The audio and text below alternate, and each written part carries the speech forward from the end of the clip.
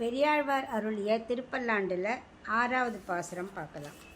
எந்தை தந்தை தந்தை தந்தைதம் மூத்தப்பன் ஏழ்படிகால் தொடங்கி வந்து வழி வழியாட் செய்கின்றோம். திருவோணத் திருவழவில் அந்தியம் போதில் அறிவுருவாகி அரியை அழித்தவனை பந்தனை தீர பல்லாண்டு பல்லாயிரத்தாண்டென்று பாடுதுமே. இந்த பாசுரத்தில் பெரியாழ்வார் பகவானுக்கு பல்லாண்டு பாட பக்தர்கள் இல்லையேன்னு அப்படியே பதற்றத்தோடு இருந்தாராம்.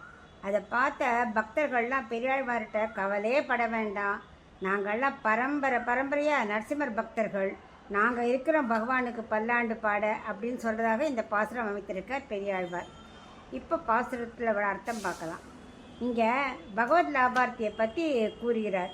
அதாவது பகவானுக்கு தொண்டு செய்யும் பகவன் லாபார்த்திகளுக்கு 7 பெருமைகள் இருக்கிறதாம். நாங்கள் 7 தலைமுறைகளாக பகவானுக்கு பல்லாண்டு பாடுகிறோம்.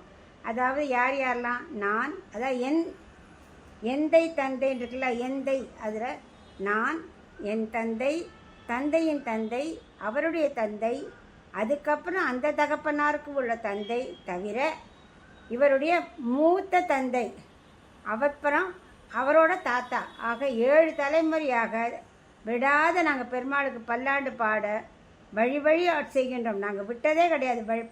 பரம்பரையாக நாங்கள் பல்லாண்டு பாடின்னு இருக்கோம். நாங்கள் கைவல்யார்த்தியோ ஐஸ்வர்யார்த்தியோ அல்ல, பகவத் லாபார்த்திகள். எந்த பகவானை வணங்குறோம்? இந்த திருவோண நட்சத்திரத்தில் அந்தியம் போதில், அதாவது சந்தியா காலத்தில் நரசிம்ஹர தூணில் அவதரித்தாரே, அந்த எதுக்கு? ஹிரண்யனை அழிக்கிறதுக்கு.